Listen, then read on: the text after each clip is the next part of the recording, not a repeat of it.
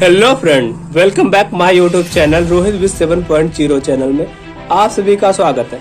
ऐसे ही वीडियो देखने के लिए हमारे इस चैनल को सब्सक्राइब करें। हेलो फ्रेंड, आज हम बात कर रहे हैं अंग्रेजों द्वारा चलाए गए एक क्रूर कानून रॉलेट एक्ट के बारे में। वैसे तो अंग्रेज बहुत ही क्रूर और निर्दयी थे। यह आजादी 200 वर्षों की गुलामी के बाद मिली है। ब्रिटेन ने इन 200 वर्षों में भारत को बहुत लूटा और भारत की अरबों की संपत्ति लेकर ब्रिटेन चले गए। रॉलेट एक्ट को काला कानून भी कहा जाता है।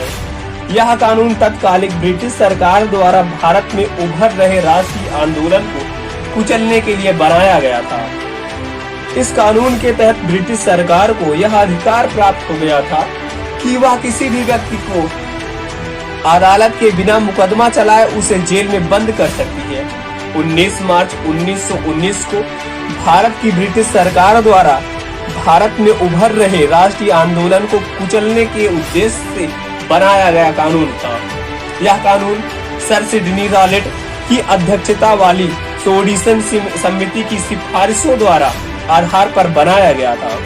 रॉलेट एक्ट का नाम अराजक और क्रांतिकारी अपराध अधिनियम 1919 था। प्रथम विश्व युद्ध में इंग्लैंड की विजय प्राप्ति हुई और इस समय ब्रिटिश सरकार ने रॉलेट एक्ट की घोषणा कर दी।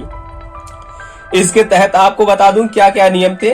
ब्रिटिश सरकार को यह अधिकार प्राप्त हो गया था कि वह किसी भी भारतीय पर अदालत गए बिना मुकदमा चलाया जाए और उसे जेल में बंद कर दिया जाए, बंद कर सकते। इसके तहत ब्रिटिश सरकार को यह अधिकार प्राप्त हो गया था कि वह किसी भी भारतीय पर अदालत में बिना मुकदमा चलाए उसे जेल में बंद कर सके।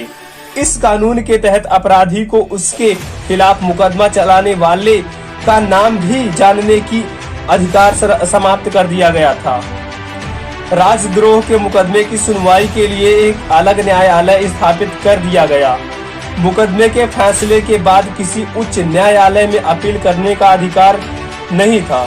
राजद्रोह के मुकदमे में जजों को बिना जूरी की सहायता से सुनवाई करने का अधिकार प्राप्त हो गया। सरकार को यह अधिकार मिल गया कि वह बलपूर्वक प्रेस की स्वतंत्रता का अधिकार छीन ले और अपनी इच्छा अनुसार किसी व्यक्ति को कारावास दे या देश से निकाल दे। वास्तव में क्रांतिकारी गतिविधियों से कुचलने के नाम पर ब्रिटिश सरकार भारतीयों की व्यक्तिगत स्वतंत्रता को समाप्त कर देना चाहती थी। इस कानून द्वारा यह चाहती थी कि भारतीय किसी भी राजनीतिक आंदोलन में भाग न ले। इसका परिणाम रॉलेट एक्ट के विद्रोह में पूरे देश में विरोध शुरू हो गया। मदन मोहन मालवीय और मोहम्मद अली जिन्ना ने इसके प्रतिवाद में केंद्रीय व्यवस्थापिका के सदस्य से त्याग पत्र दे दिया। इस कानून के विद्रोह में देशव्यापी हड़तालें, जुलूस और प्रदर्शन होने लगी। महात्मा गांधी ने इसके विरोध में सत्याग्रह आंदोलन भी चलाया।